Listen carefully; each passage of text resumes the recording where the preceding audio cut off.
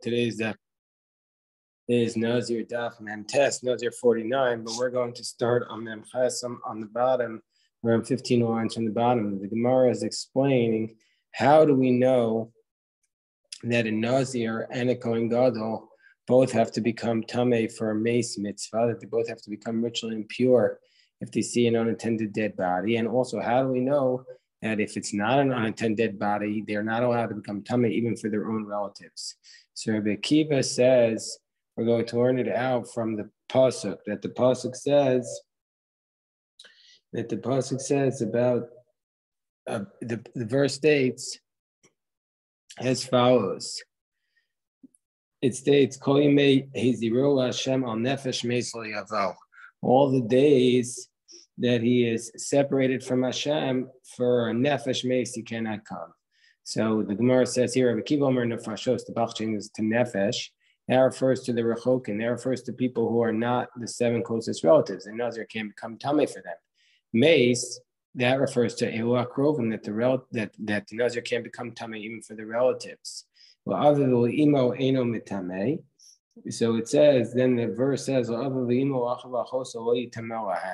so this teaches us, Aviv u'imo, says the pasuk, for his father and his father, he cannot become tamei. Avol metamehu lemeis mitzvah. So he cannot become tamei for his father and his mother, but he can become tamei for an unattended dead body. What do we learn out from the fact that it says the Nazir cannot become tamei for his brother? Shemaya Kohen Gadol who Nazir, that if he was both a Kohen Gadol and a Nazir, he's not allowed to become tamei for his own brother. Metami or mace mitzvah. We can become tamei for an unattended dead body. What do we do from the fact that the pasuk says he cannot become tamei la'achosa for his sister? So that if he is going to slaughter the Paschal lamb or to circumcise his son, and he sees his sister has died, he cannot go to attend to his sister. But if he sees an unattended dead body, he must do that. Hold on.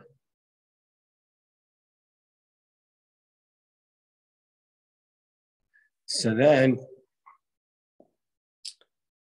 the verse states, Rabbi Akiva, Gzer Shava, the Rabbi Minawai, and according to Rabbi Akiva,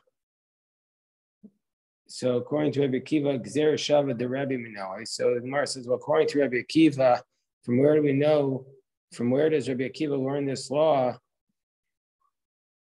That Rabbi learned from Gzer Shava of Imo to Imo, that from the fact that it appears by both a Nazir and a Kohen Gadol, we see that a Kohen Gadol is also allowed to become Tameh for the Tzaras and for the Ziva. Rabbi Akiva learns out from Avil the Imo to say that you can become Tameh for Meis Mitzvah. So how does he know this law that Kohen Gadol can become Tameh for Tzaras and for Ziva? So that's what the Gemara asks. Rabbi Akiva Gzer Shava the Rabbi Minoi Amar Kimin Amar Mar. So we say that since Rabbi Akiva had taught, Kohen Gadol and Nazir, since Rabbi Akiva taught that if he is both a Kohen Gadol and a Nazir for his brother, cannot become Tameh, but he can become Tameh for Meis Mitzvah. Well, if that's the case, Mali Kohen Gadol Chude, Mali Nazir v'Kohen Gadol. Why do we care if he's just a Kohen Gadol by himself or a Nazir and Kohen Gadol? So if he's another Nazir and a Kohen Gadol, come Tameh for Meis Mitzvah, then for sure, if he's a regular Kohen Gadol, so we don't need the Aviv Ulimo to tell us they come Tameh for Meis Mitzvah. So it's left to teach us the Gzer Shava of Rabbi. So the Gemara says, oh, Rabbi Shmuel. So now the Gemara says, well, according to Rabbi Shmuel, who says that from Achiv, we learned out that a Nazir is permitted to a Meis Mitzvah. Kohen Gadol Nazir Minoi. How do we know if he's both a Kohen Gadol and a Nazir? How do we know that he's also permitted? He's also going to be permitted to become Tameh for a Meis Mitzvah. So the Gemara says, well, Kivan the Shar Rahman Achad Lav Gabi Meis Mitzvah. Since the Torah already told us that if there's just one prohibition by a Meis Mitzvah, that the Kohen Gadol has to attend to it. Ma'al Echad Lav Ma'al Train Lav. And what do we care if it's just one prohibition or two prohibitions? He has to deal with it. So then the Gemara says, Achoso Amali. So if that's the case, So the Gemara says, well, if that's the case, when it says his sister by Nazir, why does the Torah tell it to us? So, meaning to say that Rabbi Akiva said that Achoso is to tell us that even if he is going to slaughter a Korban Pesach, and then his sister appears, his sister is Niftar, he does the Pesach and doesn't deal with the sister unless it was a Meis Mitzvah. So why does the Torah write Achoso? According to Rabbi Shmuel, if even a Kohen Gadol and a Nazir is pushed off by a Meis Mitzvah, he doesn't need Achoso to teach us this law of a Meis Mitzvah. So according to Rabbi Shmuel, what does the word Achoso appear? So Salkadai Tachamina, because I might have said Kishar Rachman al Meis Mitzvah, Nazir v'Kohen to Easter Lavihu. I might have thought the Torah only allows the prohibitions of a lav by a Meis Mitzvah, which are Nazir and a Kohen, of a Milo Pesach, Pres Milo and a Korban Pesach, the kares, that those are cases where they're positive commandments, where if you don't do them, you get kares. I might have thought, you tami a Meis Mitzvah. I might have thought that those you cannot become tummy for a Meis Mitzvah. Kamash Mon, that we also become tummy for those. So the Gemara says, well, Rabbi Akiva, Michte Voshna Kohen Gadol, Chude Voshna Kohen Gadol V'u Nazir. Well, according to Rabbi Akiva, since there's no difference whether or not he's a Kohen Gadol by himself or Kohen Gadol and a Nazir, that he, in both cases, he is mitame for a Meis Mitzvah, then both of them, so so since he's able to learn that out, that he can become tummy for a Meis Mitzvah from the word la'achiv, so if that's the case, la'aviv u'imo lamli, what does Rabbi Akiva do with the words la'aviv u'imo that are said by a Kohen Gadol? He doesn't need it to learn out the prohibition of relatives, because that he learns out from the fact that it says Akol Nafshos Meis Lo Yavo, and so therefore he also doesn't need it to teach us Meis Mitzvah because he learns it out from Achiv. So therefore, from a Nazir, so why does he need it to say Imo by a Kohen Gadol? So in Gemara says Tzricha, we need it because of Aviv. If it just says the word Aviv, Avamina Hainu Taima Dul Matami, I might have said, what's the reason why he's not Matame? I might have said, what's the reason why he cannot become tummy for his father is because that his father, he doesn't really know he's his actual father. It's just a chazaka. It's just a presumption that he's his father. Imo, the adina, the say, but his mother, he knows she gave birth to him.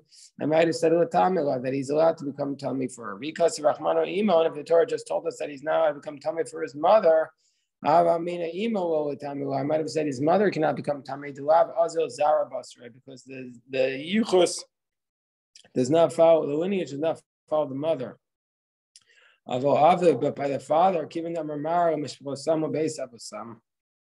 since the lineage of the tribes follows the father, I might have said he can become tummy for his father. Kamash Milan. So that we see from here that you need to tell us that you cannot become tummy for both your father and your mother. Well, Kol Nafshos Meis Lo Yavo. So the Gemara says, so since Rabbi Akiva had said that from the pasuk Al Nefesh Meis Lo Yavo, that so since Rabbi Akiva had brought a drasha about that, we started on today's daf, 15 lines up, that he had said these are the distant relatives, these are the close relatives, and the law of Meis Mitzvah, and the law of being Matame also, that, I'll become Tameh for your sister, even if you're on the way to do a positive commandment. So if that's the case, what about the pasuk? What do we do with that pasuk, which is said by Kohen Gadol? How does Rabbi Akiva is going to dash from this pasuk, which says about a Kohen Gadol? So the Gemara says, "I'll call." When it says "I'll call," that's lafuke rechokim, to tell us that the Kohen Gadol cannot become tamei for people or non-relatives. Meis lafuke krovim, it cannot become tamei even for relatives. Nafshos lafuke revius dam sheyatzim mishnei meisim. Let's see, there's a quarter lobe of blood that's 4.4 ounces that went out from two different dead bodies. That revius dam sheyatzim mishnei meisim shemetame ba'oel. That does transmit tent tumah, so that if they're in one tent, it's going to transmit the tumah. Shenemar al kol nafshos meis lo yavo. The word lo yavo implies coming into a tent. So the nafshos is the two souls. So therefore, we're going to see the two souls are matame in the two souls of blood. If it combines to make a quarter lug of blood, it's going to be matame in the tent. Okay, so now we're up to the Mishnah on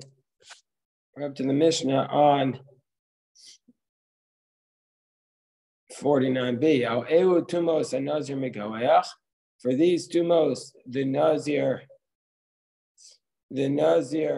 al elu tumos and Nazir megoach.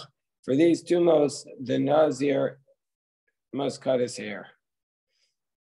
Meaning to say, if the Nazir comes in contact with these dead bodies, we're going to say he's tamei, and he has to go through the purification process. He has to cut his hair. He has to go through we sprinkle the ashes of the red heifer on day 3 and day 7, then cut his hair after going to the mikvah on day 7, and then brings the carbon tumah. Remember, we said he cuts his hair on day 8, and he brings the carbon tumah. So the question is, he cut his hair on day 7 or day 8? What happens? But so these are the ones for whom the Nazir has to cut his hair. Al mace, for a dead body.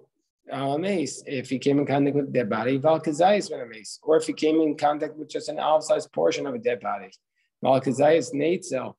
So the natzel is the secretion, the congealed secretions from the dead body, an olive-sized portion of that. Malot tarvad rekev. If rekev is the bones that they are decomposed and turn into a dust.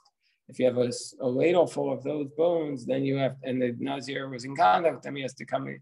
He has to cut his hair. Val shidra, the spine. Val gogoas, these or the skull. These are significant parts of the dead body. Val iver min ames. You have a limb from the dead body. Val iver min achai. Let's say you have a limb from the body that was amputated while it was alive. Sheishav basar karoi. It has enough flesh on it. Tosfos explains that if it would still be attached, the limb would be able to be saved. If you have a half a kav of bones, log dam, and a half a log of dam, and you have, for all those cases, you know how to touch them, you know how to carry them, and you know how to come into the tent with them. But if it was just a bone the size of a barley corn, so for touching it and for carrying it, all these cases, the Nazir has to megaleach, he has to cut his hair, and he sprinkles the ashes of the red heifer on day 3 and day 7. And in all those cases, he messes up the earlier count. The soser asakodman. He messes up his earlier count. The eno masalim nos ela ache yitaher umevi is karbonosav, and he doesn't begin to count his new naziros until he goes through the purification process and brings his carbon tumah.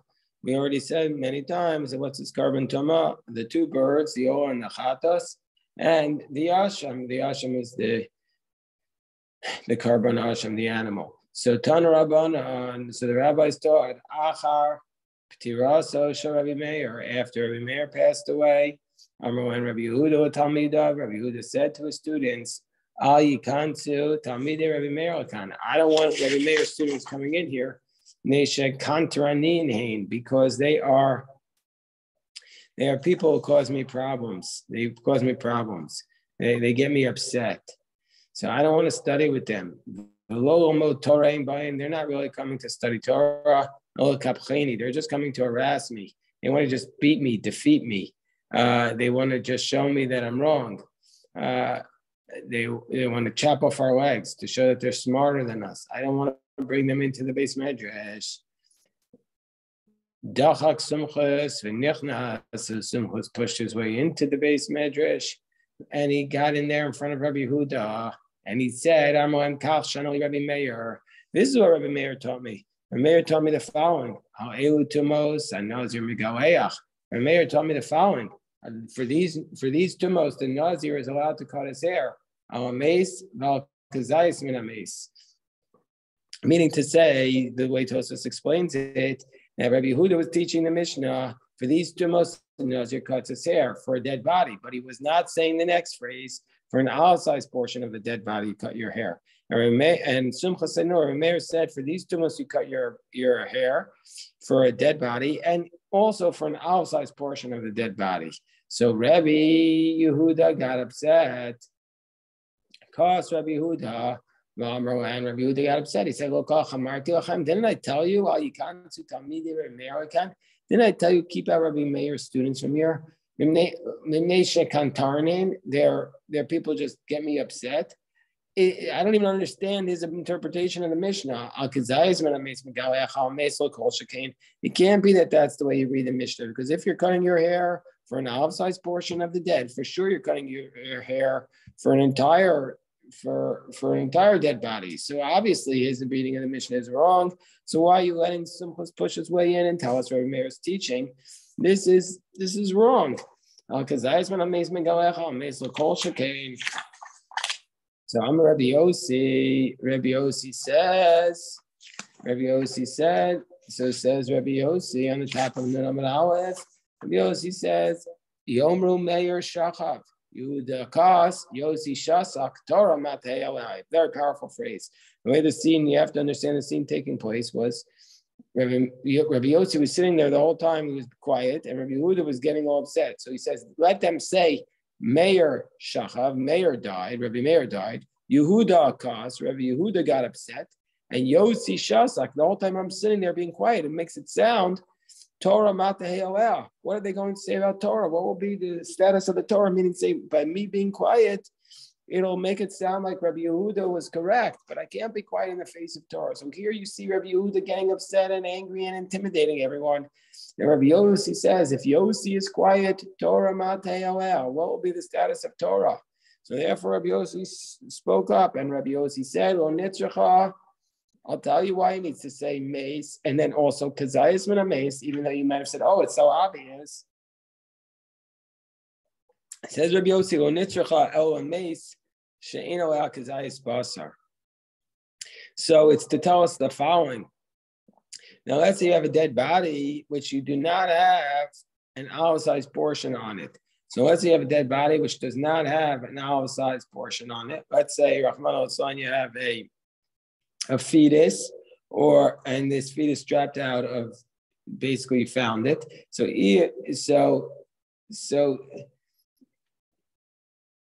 even though it doesn't have an olive-sized portion of flesh on it, nevertheless, it's still going to become tamei because it's a complete body, and so therefore the Nazir will be megalech. So therefore our Mishnah is teaching us two things. If you have a complete body, or even if you have an incomplete body, but it has an olive-sized amount of flesh on it, the Nazir is going to have to cut his hair.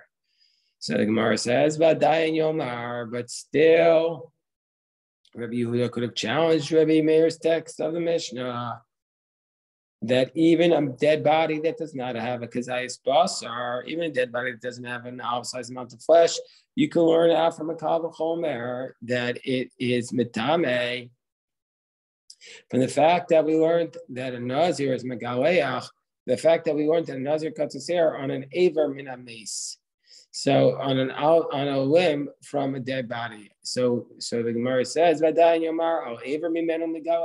there's just one limb, and there that one limb we don't require a kazayis basar, like we learned in Olos in chapter 1, Mishnah Zayim, that their limbs there's no shear, and even if it's less than a kazayis from a mace, mitam and mitumas mace. So if you're going to have to cut your hair for even a limb from a mace, for sure if you have an entire body, even though it doesn't have a kazayis in it, for sure you're going to have to cut your hair. So the Gemara says, okay, we're going to have to answer Rabbi Yehuda's question on Simchas in a different manner. Ella, what does Rabbi Meir mean when he says you're megalech al mace, gal kazayis min mace? Why does it have to say you cut your hair for a dead body? Kida Amar Rabbi Yochanan, like Rabbi Yochanan said elsewhere. Where did Rabbi Yochanan say this? So this is how Rabbi Yochanan explains the Mishnah in Olos. That's how the Tosfos explains it. The Chachmei of Ros, and that's how the Chachmei of Ros said in the name of Rabbeinu Yitzchak. So, but there's other gersos which say Rabbi Yochanan's statement was said about our Mishnah, so it's not clear in what context Rabbi Yochanan said this, but this is what he said. So he said, he was teaching under what circumstances, what are those things that are metamen ba'oel? So Rabbi Yochanan taught this law. So Rabbi Yochanan said, well, nitzracha, why does it say that a mace is metamen in the oil, and also a kazayas min a mace? It's to teach el nefel, to teach us about a nefel, even though shalom niskashru, this fetus, even though shalom niskashru evar begidin. So if you have a nefel, even though its limbs were not yet connected, it's still out there floating. They weren't connected with these sinews, with these tendons. Nevertheless, we're going the gidin are the parts that connect the different bones. Nevertheless, we're going to say that it is mitame, even though it's just unformed yet. That's what we're talking about here. So if you have a mace, i.e., you have a fetus whose limbs are not yet connected, or you have an outsized portion of a mace, in either case, the Nazir is going to have to cut his hair. Rava